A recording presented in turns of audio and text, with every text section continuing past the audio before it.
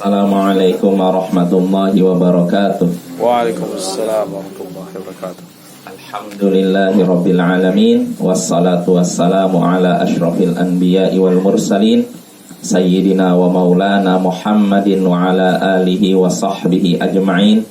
Amma ba'd. Ayyuhal ikhwa wal akhwat, a'azzani wa a'azzakumullah. Saudara-saudariku yang semoga dimuliakan oleh Allah, kita berkumpul di sini di malam Kamis dalam rangka mengkaji hadis-hadis Nabi sallallahu alaihi wasallam yang ada dalam kitab Arba'una Haditsan fit Tarbiyati wal Manhaj. 40 hadis dalam masalah pendidikan dan manhaj karya Syekh Dr. Abdul Aziz As-Sadhan hafizahullahu taala. Ya, pada pertemuan sebelumnya kita sudah masuk hadis al-hadits as-sabi' asyar, hadis ke-17. Betul? Betul. Ya, kita sudah masuk faedahnya. Jadi saya bacakan dulu hadisnya supaya jelas apa yang kita bahas. Kata Syekh Abdul Aziz As-Sadhan hafizahullah, al-hadits as-sabi' asyar, hadis ke-17.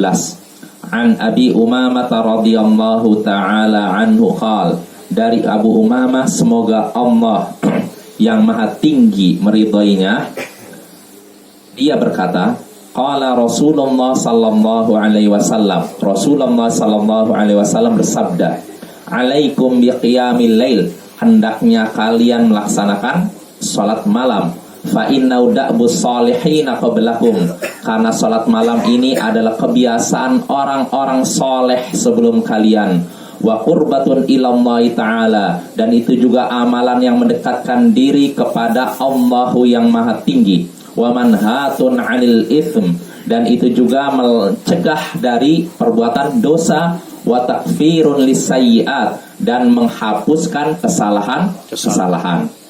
Hadis ini diriwayatkan oleh Imam Tirmidzi, Al-Hakim wal Baihaqi, dan Imam Baihaqi, dan dinyatakan sahih oleh Imam Al-Hakim dan disetujui oleh Imam Az-Zahabi, serta dinyatakan hasan, bisa baik, oleh Al-Hafidz Al-Iraqi dalam kitab Takhrij Ihya Ulumuddin. Ya, ini berarti kesimpulannya hadisnya bisa diterima, ya. Nah, pada pertemuan sebelumnya sudah kita bahas beberapa faidah terkait hadis ini, ya. Pertama, keutamaan memperbanyak amalan-amalan nafilah, amalan yang tidak wajib, amalan sunnah, istilahnya begitu. Karena amalan sunnah itu akan apa? Di antara faidahnya menutup kekurangan dalam kewajiban yang kita kerjakan. Kita melaksanakan kewajiban, kadang kita kurang sempurna, entah karena kurang ikhlas atau kurang khusyuk, kurang semacamnya. Maka amalan nafilah inilah yang akan menutup apa? Kekurangan tersebut. Itu faedah pertama. Lalu faedah berikutnya yang disebutkan oleh Syekh di sini. Oh, kita baru faedah kedua, ya? Iya, ini belum faedah ketiga. Ya, saya baca lagi di sini. Kata Syekh Dr. Abdul Aziz, wa fihi, dan dalam hadis ini juga terdapat keterangan anna du'atal khair aulan nasi biqiyamil lail, bahwasanya dai yang mengajak kebaikan, orang-orang yang mengajak kebaikan adalah orang yang paling pantas untuk mengerjakan salat malam. Artinya orang yang mengajak kepada kebaikan bukan orang awam, mereka harusnya lebih semangat melaksanakan salat malam dibandingkan orang awam. Ya, orang yang sudah belajar, udah ngaji sunnah istilahnya, harus semangat mempraktekkan sholat sunnah, terutama sholat malam, Bapak-bapak, ya. Qala Ibnu Mas'ud radhiyallahu taala anhu, Ibnu Mas'ud semoga Allah meridainya, berkata, yanbaghi lihamil qur'ani an yu'rafa bilailihi idzan nasu naimun. Sepantasnya bagi orang yang mengusung Al-Qur'an, maksudnya siapa? Para penghafal Quran, ulama dan semacamnya. Hendaknya bagi orang yang mengusung Al-Quran dikenal sholat malam, atau diketahui melaksanakan sholat malam tatkala orang-orang sedang tidur. Jadi harus punya perbedaan. Jangan sampai orang awam dengan orang belajar sama saja. Jadi bapak-bapak yang sudah belajar, udah ngerti sunnah, ngerti dakwah tauhid, harus berbeda dengan orang awam. Harus ada kelebihan dari sisi apa? Ibadah, ya. Makanya kata Imam Az-Zahabi, sifat penuntut ilmu, di antara sifat penuntut ilmu yaitu dua. Hendaknya orang penuntut ilmu, kita semua penuntut ilmu kan? Ya. Ya tidak. Maka dia seorang yang harus abid, hendaknya abid plus semangat dalam menuntut ilmu. Sifat seorang penuntut ilmu adalah abid. Abid artinya ahli ibadah, rajin ibadah plus semangat dalam belajar, semangat dalam mencari ilmu. Ini penuntut ilmu yang sesungguhnya, pencari ilmu yang sesungguhnya. Jadi Bapak-bapak, dalam belajar agama jangan setengah-setengah. Karena kalau kita mencurahkan seluruh waktu kita, kemampuan kita, pikiran kita, itu ilmu yang kita dapat pun, ilmu yang kita dapatkan itu tidak sampai semuanya. Ya tidak? Ya. Kalaupun kita mencurahkan seluruh waktu kita, pikiran kita, otak kita, dan waktu kita untuk mencari ilmu, tetap saja tidak sampai semua ilmu bisa kita dapatkan. Apalagi kalau yang kita keluarkan cuma setengahnya, seperempatnya, ya. Maka hendaknya kita semangat ya. Tapi tentunya ini disesuaikan dengan kemampuan kita masing-masing. Jadi nggak bisa dipaksakan antara satu orang dengan orang lain sama. Ya kalau ada yang bisa, misalkan contohnya di sini 4 kali seminggu, ya, alhamdulillah manfaatkan 4 kali seminggu. Tapi kalau bisanya cuma 3 kali seminggu, nggak masalah. Nggak bisa 2 minggu 2 kali seminggu, nggak masalah. Nggak bisa 1 kali seminggu, 1 kali seminggu nggak bisa. Masalah. Ya artinya kan kita dalam sehari 24 jam, ya tidak? Nah, 24 jam kali 7 berapa tuh? 7, 140, 189 jam kan? Nah, yang diambil dalam seminggu cuma 1 jam. Setengah jam, 40 menit lah. Ya, bahkan 40 menit. Ya, anggap 189 jam dikurangi 1 jam. Masih sisa 188 jam. Dikemanakan ini? Artinya kita ya minimal itulah semangat ya. Jadi waktu kita tuh banyak. Dalam sehari saja 24 jam kan. Kalaupun setiap hari belajar 1 jam, yang tersisa 23 jam. 23 jamnya kemanakan? Ini akan ditanyakan di akhirat Bapak. 23 jam kita ini untuk digunakan untuk apa? Apakah untuk sia-sia atau untuk perbuatan maksiat atau untuk ketaatan? Makanya kita manfaatkan waktu yang tersisa itu. Kalau anggap kita 24 jam untuk kerja, misalkan pagi sampai sore, berapa dari jam 8 sampai jam, biasanya sampai jam berapa standar ini? Jam 4 ya, 8 jam. Nah, berarti kan 24 kali 8 berapa? 16 jam. Nah, sisa 16 jam untuk apa? Tidur semuanya? Nggak mungkin kan? Tidur 5 jam. Tidur 5 jam, 11 jam. 11 jam untuk apa ini? Kalau makan 2 jam. Niatnya juga ibadah. Bagus, itu termasuk amalan yang mulia. Tapi tetap menuntut ilmu harus diperhatikan.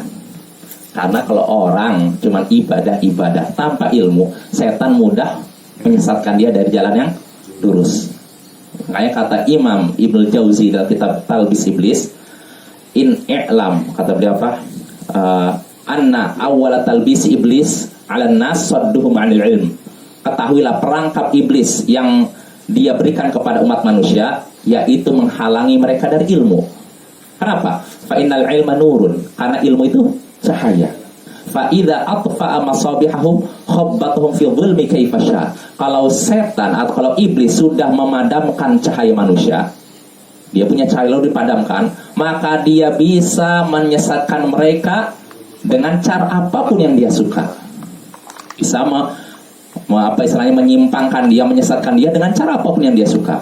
Artinya ilmu inilah yang bisa mengarahkan kita. Jadi kalau kita udah punya ilmu, saya mau pergi ke Bukit Tinggi, sudah tahu jalannya, tinggal telusuri kan. Bisa jalan kaki kah, bisa naik motor kah, bisa naik mobil. Tapi kalau saya tidak tahu arah, asal jalan, nanti nyampenya mana? Pariaman atau pesisir nanti kan? Atau muka-muka sana di sana kan? Nah itulah artinya ilmu itu penting Bapak ya. Ilmu, amal, lalu sampaikan, lalu sabar. Ini kan kewajiban seorang muslim kan, sudah kita bahas ya. Al-usul thalatha ya. Makanya kita semangat. Jadi sehendaknya kita sediakan waktu kita untuk belajar semampu kita ya. Belajar nggak butuhkan waktu banyak. Kalau misalnya di sini kan belajar 4 kali seminggu. Nah, sisanya kan masih ada nih. 3 hari kan. Sediakanlah waktu walaupun 10 menit. Misalnya untuk baca apa, menambah ilmu kita atau dengar ceramah. Itu udah faidah. Hendaknya kita biasakan gini Bapak. Setiap ada ceramah atau apa, kita catat 3 faidah saja. Saya dengar dari Ustaz ini ada 3 faedah yang disebutkan. 1, 2, 3. Nah, 3 faedah ini kita catat, kita simpan. Nanti kalau sudah 3 pertemuan, sudah ada 9 faedah. Atau 4 pertemuan nih, sudah ada 12 faedah. 12 faedah dikalikan sebulan, 48 faedah. Dikalikan setahun, udah berapa itu? Udah banyak kan? Udah 500 lebih kan? Udah 1 kitab itu. Nah, itu udah orang yang sudah punya faedah 500. Ini bukan cuma belajar, saya belajar sama dia. Orang dalam kepalanya udah ada 500-an faedah kan? Nah, ini udah pantas untuk kita belajar pada dia. Artinya ini udah faedah seperti ini, faedah ilmu ini lebih berharga daripada dunia dan seisinya, Bapak ya. Hendaknya kita semangat ya dalam mencari ilmu, mengikatnya dan menyebarkannya. Ya, ini kita lanjut lagi. Jadi kata Syekh tadi sekali lagi bahwasanya orang-orang yang mengajak kepada kebaikan adalah orang yang paling pantas untuk melaksanakan sholat malam ya, dibandingkan orang yang tidak mengajak kepada kebaikan. Lalu pada pertemuan sebelumnya, ini udah dibaca Bang. Sampai Imam Ahmad. Imam Ahmad ya. Ya udah, saya baca, nggak usah dibaca ya, saya jelaskan aja. Jadi di Syekh ini menyebutkan bahwasanya di zaman Imam Ahmad ada seseorang yang nginap di rumah Imam Ahmad. Lalu Imam Ahmad menyediakan apa? Air untuk wudhu. Nah, orang ini berkata, "Falam akum bil-lail walam asta'milil ma." Akhirnya aku tidak sholat malam dan tidak menggunakan air tersebut. Ya. Falamma asbahtu, tatkala aku bangun di pagi hari, qala liyal imam, maka Imam Ahmad bertanya kepadaku. Kadang lihat airnya masih utuh. Lima lam tasta'milil ma. Kenapa engkau tidak memakai air itu? Fastahyaitu wasakattu. Maka orang itu diam dan malu dan diam, tidak menjawab apa-apa. Faqal, maka Imam Ahmad pun bisa mengira apa yang ada di kepalanya. Oh, berarti dia diam aja tandanya. Maka Imam Ahmad berkata, "Subhanallah, subhanallah. Maha suci Allah, maha suci Allah." Tandanya apa? Kagum. Oh, bagus gitu. Heran. Jadi subhanallah itu Bapak asalnya untuk pengingkaran. Kalau ngelihat sesuatu yang mengherankan, sesuatu yang dianggap mungkar, subhanallah, subhanallah. Tapi kalau untuk yang bagus, masya Allah. Nah, tapi kalau kita kadang kebalik ya. Ketika menyaksikan yang bagus, subhanallah. Ketika menyaksikan yang buruk, masya Allah, kamu ini nakal sekali. Harusnya kalau nakal, jangan masya Allah, tapi subhanallah, kamu ini kok nakal begini. Nah, itu Bapak. Jadi kalau subhanallah untuk sesuatu yang buruk, kita menyaksikan buruk, mengucapkan subhanallah. Tapi kalau menyaksikan yang baik, masya Allah. Misalkan anak kita pintar ini dalam pelajarannya atau pintar rajin ibadah, masya Allah, kamu ini rajin, masya Allah, bukan subhanallah. Ya, ini asalnya Bapak ya, walaupun kadang pada waktu tertentu bisa jadi tertukar ya. Tapi asalnya begitu. Subhanallah untuk pengingkaran, masya Allah untuk pujian, misalnya gitu. Jelas Bapak? Ya, di sini ketika orang tersebut ditanya, "Kenapa engkau tidak menggunakan air?" Orang itu malu dan diam. Maka Imam Ahmad berkata, "Subhanallah, subhanallah. Ma sami'tu bi sahibi haditsin la yaqumu bil lail." Aku tidak pernah mendengar seorang ahli hadis tidak sholat malam. Artinya itu perbuatan yang tidak pantas. Orang yang bergelut dalam ilmu hadis tapi tidak melaksanakan sholat malam ya. Jadi orang yang bergelut dalam ilmu hadis, ilmu agama secara umum, hendaknya dia rajin melaksanakan sholat malam ya. Tentunya semampunya. Kan sudah kita bahas ya, bisa kalau sholat malam tidak ada batasannya Bapak ya. Tapi kalau sholat witir 11 rakaat. Ya, tapi kalau sholat malam mau lebih dari 20, 40, 1000 silahkan kalau mampu ya. Ya itu. Jadi Imam Ahmad mengingkari seorang yang bangun di malam yang tidur di tempat Imam Ahmad lalu tidak melaksanakan sholat malam. Dan di sini tidak disebutkan namanya. Kenapa? Aib, menjaga nama baiknya. Dan itu dari ucapan Imam Ahmad bisa kita ketahui bahwa orang yang nginap ini bukan orang biasa, tapi seorang ahli hadis. Namun tidak disebutkan namanya demi menjaga nama baiknya. Nah, ini menunjukkan asalnya kalau kita ingin menyebutkan keburukan seseorang yang perlu diketahui oleh umat, maka kita sebutkan saja perbuatannya tanpa menyebutkan namanya. Ini asalnya ya. Kecuali kalau memang mau tidak mau kita harus menyebutkan namanya supaya umat tidak mengikutinya. Nih, maka nggak apa-apa kita sebutkan namanya. Tapi asalnya kita jangan menyebutkan nama. Jelas Bapak ya? Nah, ini kebiasaan Rasulullah SAW seperti itu ya. Nah, itu. Lalu barulah kita lanjut perkataan Syekh di sini. Kata Syekh hafizahullah, wa kana ra'ilul awwalu minas sahabati khususan wa man tabi'ahum bi ihsan min ahrasin nasi ala qiyamil lail. Generasi pertama dari umat ini, dari kalangan sahabat terutama, dan orang yang mengikuti mereka dengan baik. Siapa yang orang mengikuti para sahabat dengan baik? Tabi'in. Jadi generasi awal di umat ini adalah orang-orang yang sangat bersemangat melaksanakan sholat malam. Ya, apa buktinya? Kita baca keterangan dari Syekh Abdul Aziz. Kata Syekh ini hafizahullah, qala Abu Zinad, kuntu akhruju minas sahari ila masjidin Nabi sallallahu alaihi wasallam, fala amurru bi baitin illa wa fihi qari. Kata Abu Zinad, aku keluar di waktu sahur. Kapan waktu sahur? Kapan sahur? Awal malam. Akhir malam menjelang subuh ya. Aku keluar di waktu sahur gitu, waktu malam, akhir malam menuju masjid Nabi sallallahu alaihi wasallam. Maka tidaklah aku melewati satu rumah pun kecuali di dalamnya ada qari, orang yang membaca Al-Quran. Artinya sholat malam. Lihat tuh. Lihat para ulama terdahulu itu melewati ini. Di rumah ini ada orang baca Quran. Kelihatannya benar-benar hidup kampungnya kan, kota Madinah zaman dahulu. Jadi generasi awal itu memang generasi orang-orang terbaik. Mereka ahli ibadah, orang yang saleh, jauh dari syirik, bid'ah dan maksiat. Makanya Allah puji mereka. Ya tidak? Ya. Generasi awal ini sebaik-baik generasi ya. Ya makanya sampai gitu. Kalau malam itu bacanya dikeraskan. Pendapat yang kuat ya dikeraskan, tapi tidak dikeraskan sampai mengganggu istri, anak, apalagi tetangga. Nggak boleh pakai toa.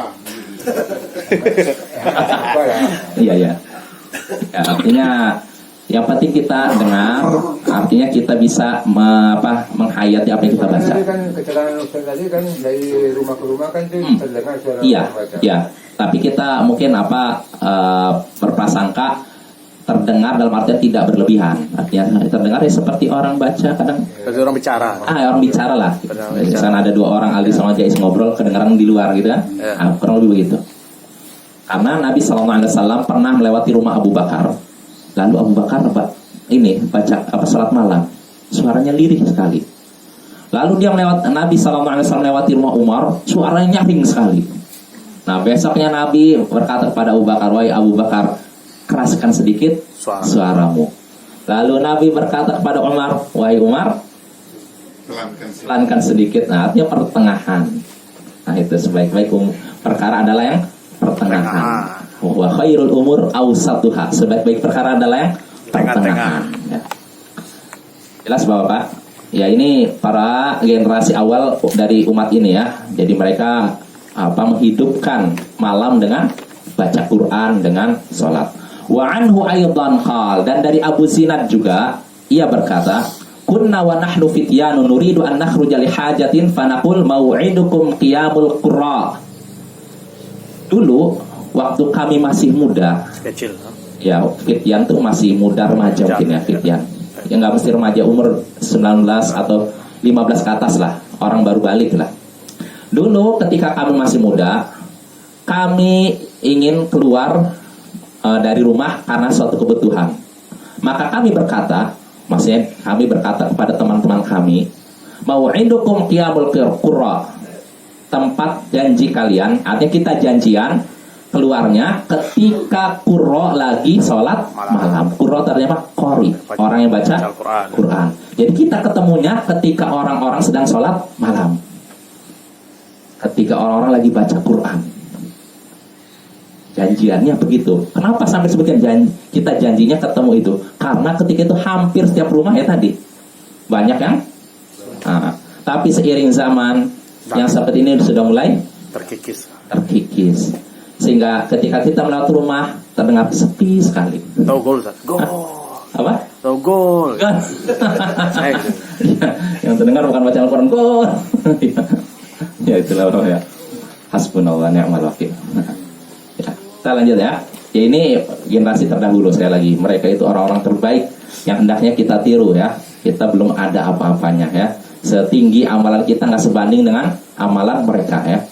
Ya kita lanjut. Lalu hadis di atas, hendaknya kalian sholat malam karena itu kebiasaan orang-orang soleh sebelum kalian, dan juga amalan yang mendekatkan kepada Allah yang Maha Tinggi.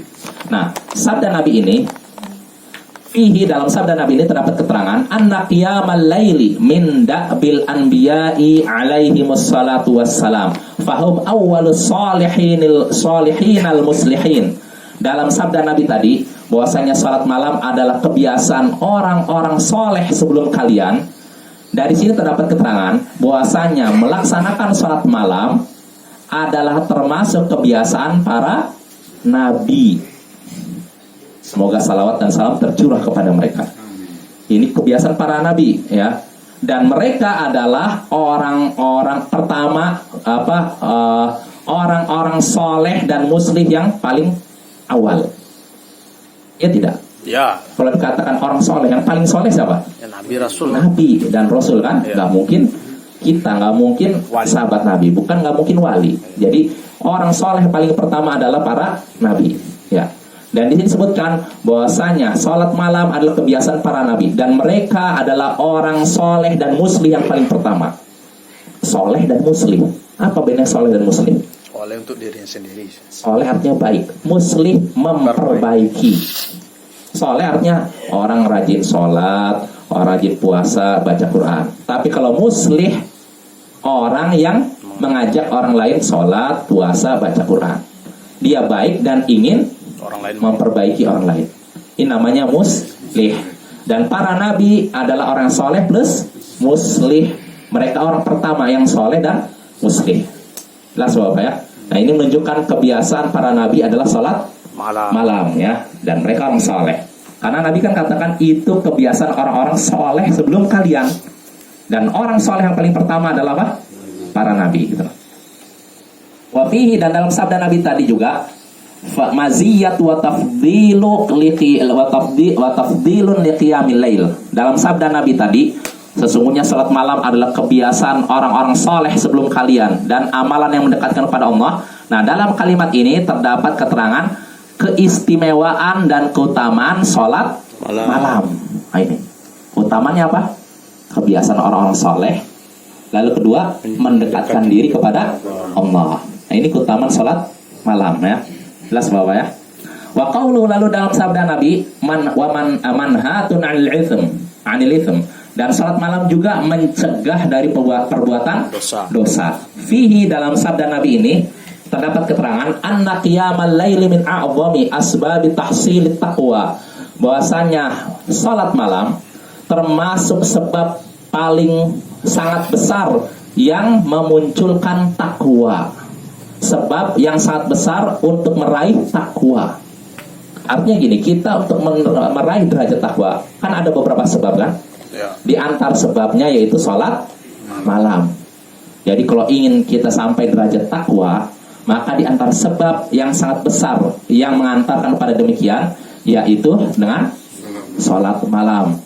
Kama fi qauli ta'ala, sebagaimana yang Allah sebutkan dalam firman-Nya, innal ladzina taqau idza massahum ta'ifum minasyaitani tadzakkaru fa idzahum mubsirun.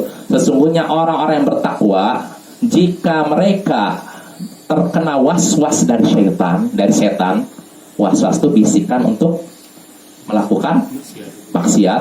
Kalau mereka dibisik-bisiki oleh setan untuk melakukan perbuatan maksiat, jahat dan semacamnya, mereka langsung ingat bahwa itu salah, bahwa Allah sudah memerintahkan saya untuk menjauhi itu. Faidahum mubsirun, maka ketika itulah mereka bisa melihat kesalahan itu. Jelas Bapak ya. Nah, ini yang disebutkan oleh Syekh. Wa qiyamul lail, kata Syekh di sini, yanha sahibahu 'anil itsm wa yudzakiru bima ghabbatil wuqu'i fi. Salat malam mencegah pelakunya, mencegah orang yang melakukannya dari perbuatan dosa dan mengingatkannya akan akibat buruk melakukan perbuatan dosa. Dengan salat malam kita tercegah dari perbuatan dosa. Dan selain itu juga kita jadi diingatkan, oh berarti jangan perbuatan dosa. Nanti akibatnya kalau saya terjatuh dalam perbuatan dosa begini-begini. Nah ini keutamaan orang yang melaksanakan sholat malam. Wafihi, lalu kata Syekh juga di sini, anna aulan nasi bi qiyamil lail hum du'atul khair. Diulangin lagi kata Syekh. Bahwasanya orang paling pantas untuk melaksanakan sholat malam yaitu dai-dai kebaikan, yaitu orang-orang yang mengajak pada kebaikan. Fabidzalika tathbitun lahum wa dawaun hissi wa ma'nawiyyun lahum. Kenapa? Karena dengan salat malam, di dalam salat malam, dengan melaksanakan salat malam itu bisa meneguhkan mereka, menguatkan dai-dai yang mengajak pada kebaikan, meneguhkan mereka, menguatkan mereka. Dan dalam salat malam juga terdapat obat fisik dan hati. Hissi itu sebenarnya konkret, maknawi, abstrak. Artinya apa? Lahir dan batin mungkin gitu ada. Obat lahir dan batin. Artinya kalau orang yang selalu menjaga salat malam, Allah jaga dari penyakit lahir dan batin, terutama batin. Kalau lahir mungkin ya namanya manusia kan kadang sakit kan, tapi kalau batin terjaga insya Allah ya. Tapi bapak-bapak, kalau kita menyaksikan Nabi SAW selama hidupnya sakit berapa kali? Jarang sakit.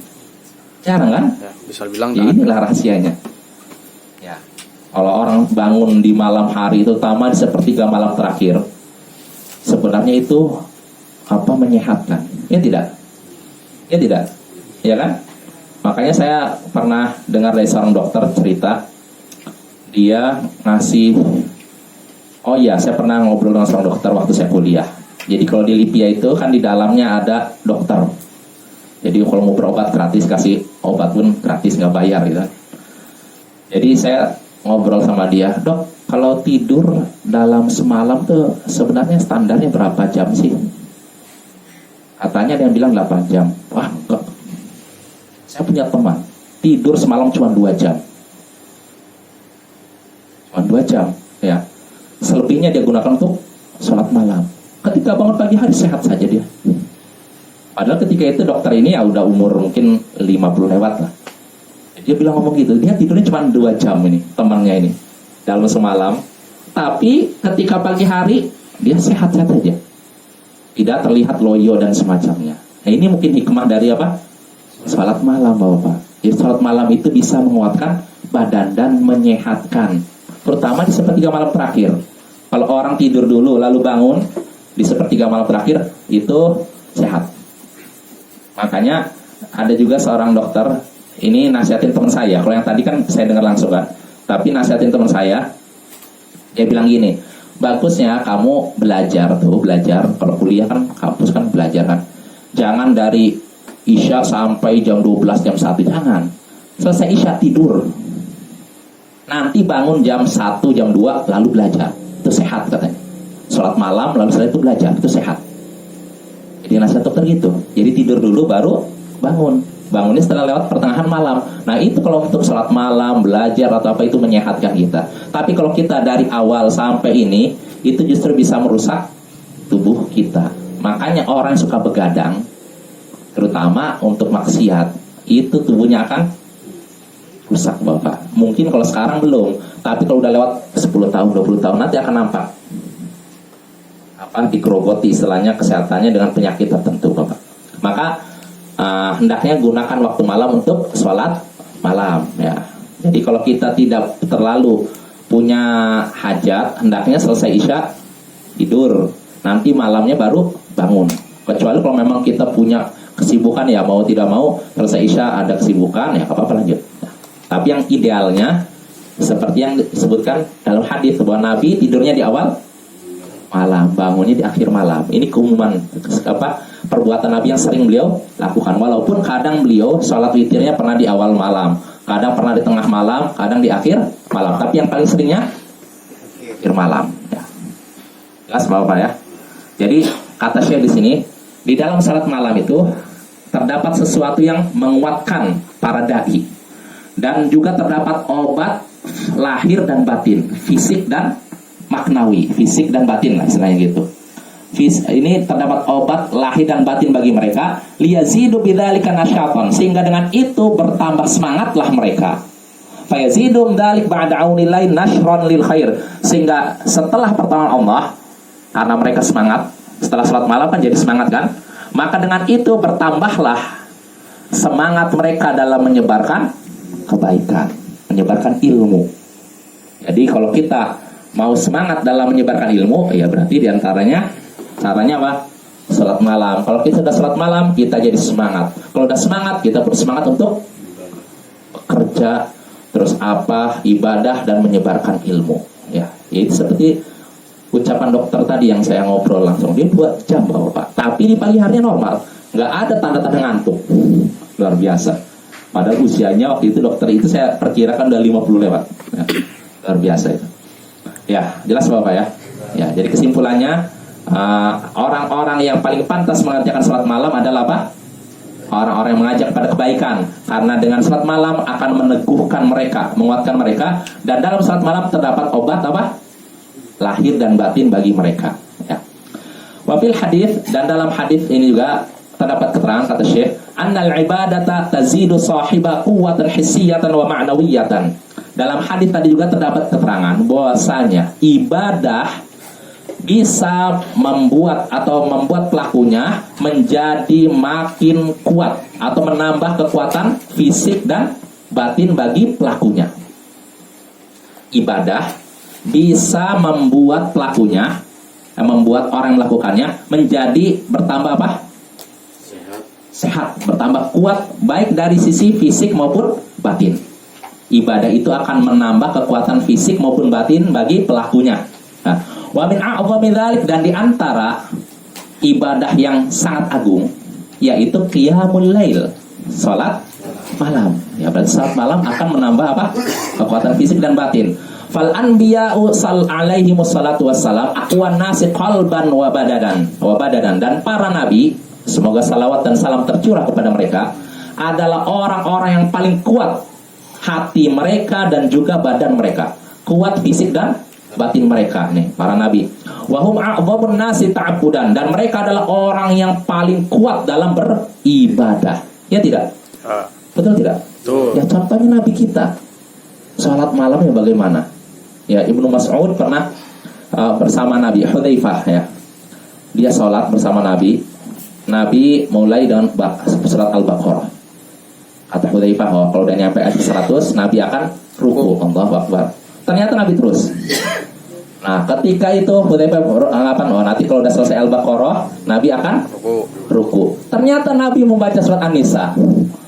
Kata Hudzaifah, kalau udah surat An-Nisa mungkin Nabi ruku. Ternyata lanjut surat Al-Imran. 3 surat panjang dalam 1 rakaat. Luar biasa. Iya, itu Nabi beliau ketika itu usianya sudah 50 ya. Tapi beliau kuat. Ya, ini yang menunjukkan sekali lagi mungkin rahasianya di antara ini, salat malam ya.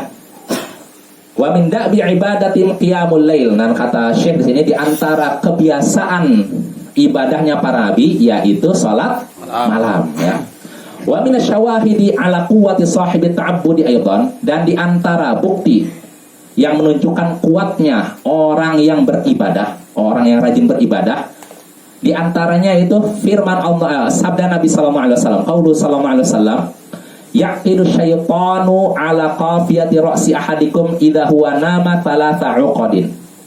Setan, jika salah seorang dari kalian tidur, setan akan membuat 3 ikatan di lehernya, di ujung kepala sini, namanya petengkuk ya. Tengkuk ya. Jika salah seorang dari kalian tidur, kata Nabi, maka setan akan membuat 3 ikatan di sininya. Yadribu makanikul uqdatin. Setan membuat 3 ikatan, lalu ikatannya diapakan? Kencangkan ya. Alaika lailun tawil. Ketika setan berkata kepada salah seorang dari kita, udah kamu lanjut aja tidur, kan ini malam yang panjang. enak untuk tidur. Apalagi kalau hujan-hujan, rintik-rintik, tidur aja lanjut. Malam masih panjang, misalnya gitu. Ya, farqud, maka tidurlah. Malam masih panjang, tidurlah. Fa in istayqadha fadzakarallah in halat 'uqdatun. Jika si hamba ini bangun lalu mengingat Allah, berzikir, maka satu ikatan terputus. Tadi ada berapa ikatan? 3 kan? Nah, ikatan dikeraskan dikencangkan oleh setan. Nah, tapi kalau dia bangun lalu berdoa maksudnya, maka satu ikatan putus. Fa in tawaddaa in halat 'uqdatun. Dan kalau setelah dia bangun zikir, berdoa, lalu dia wudu, terputus lagi satu ikatan. Jadi tinggal sisa berapa? Satu ya. Fa in shalla in halat 'uqduhu kulluha. Dan jika dia melaksanakan sholat setelah itu, setelah bangun doa, hilang satu ikatan. Setelah itu wudu, hilang lagi satu ikatan. Lalu kalau setelah itu sholat, maka terputuslah semua ikatan tersebut. Fa asbaha nasyitan thayyiban nafs. Hingga dengan itu dia menjadi semangat dan berjiwa tenang. Hatinya tenang. Kalau orang yang rajin sholat malam, hatinya tenang, ya. Dia semangat dan hatinya tenang. Wa illa, tapi kalau dia tidak melakukan itu, dia tidur sampai subuh, ya. Tidak bangun, tidak baca zikir, baca doa, tidak juga wudu, tidak juga sholat, maka kalau begitu asbah khabisan nafsi kaslan. Nanti kalau begitu dia bangun di pagi hari dalam keadaan khabisan nafs, hatinya merasa tidak tentram, kaslan, dan jadi malas. Nah, ini jadi sholat malam mempengaruhi apa? Semangat seseorang, Bapak ya. Betul tidak? Betul. Coba praktekkan Bapak ya. Jadi insya Allah jadi semangat ya kalau kita rajin salat malam ya. Wa qaulu sallallahu alaihi wasallam, dan sabda Nabi sallallahu alaihi wasallam li Aliin wa Fatimah radhiyallahu anhuma. Sabda Nabi sallallahu alaihi wasallam kepada Ali dan Fatimah, semoga Allah meridai keduanya. Jadi ini Syekh menyebutkan dalil bahwasanya ibadah bisa menambah apa? Semangat. Kekuatan lahir maupun batin. Tadi kan dalilnya tentang setan yang mengikat apa? 3 ikatan. Setelah ikatannya hilang semua, dia jadi apa? Semangat. Dan hatinya menjadi tenang gitu. Nah, sekarang dalil kedua, yaitu sabda Nabi kepada Ali dan Fatimah. Ala adullukum ala ma huwa khairun lakum min khadim. Maukah kalian kutunjukkan pada suatu perkara yang lebih baik bagi kalian daripada pembantu?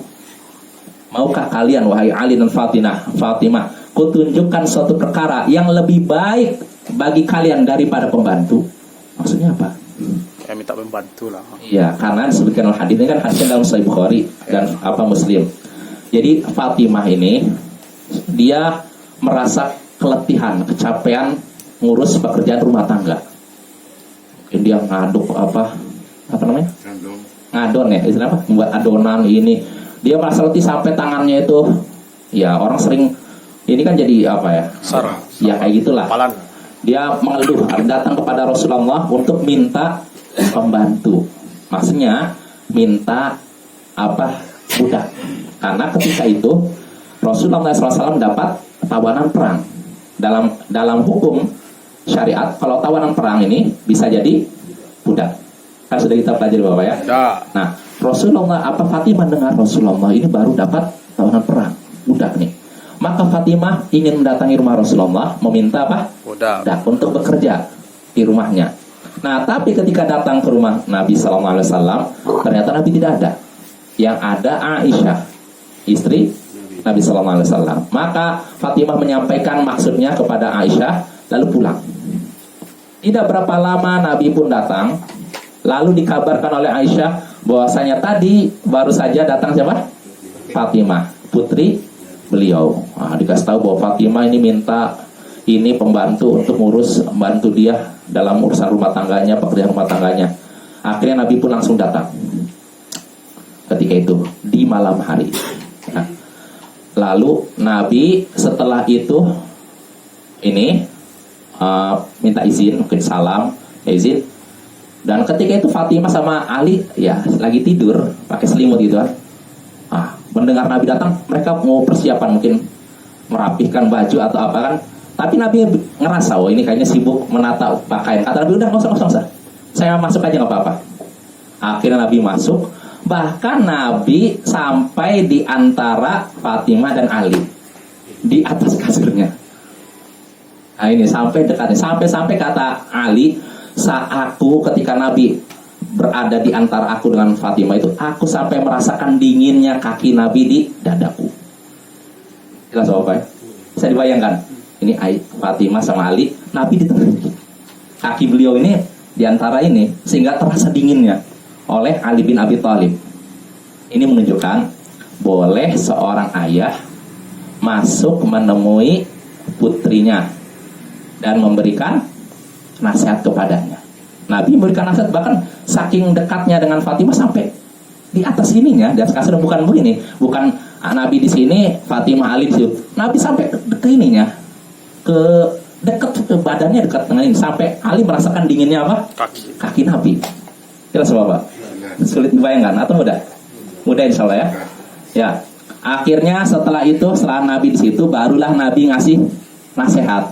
Tadi dia dengar bahwasanya putrinya minta apa? Budak. Pembantu. Maka Nabi pun berkata, maukah kalian kutunjukkan suatu perkara yang lebih baik bagi kalian daripada pembantu? Jadi kalau kalian melakukan perkara ini lebih baik daripada kalian dapat pembantu. Bis. Oh ya sudahlah. Ya udah, pada pertemuan berikutnya Bapak ya. Jadi kita sampai perkataan Nabi kepada Ali dan Fatimah, maukah kalian kutunjukkan perkara yang lebih baik daripada apa? Bantu. Apa itu? Insya Allah akan kita bahas pada pertemuan berikutnya. Ya subhanakallahumma wa bihamdik, asyhadu an la ilaha illa anta, astaghfiruka.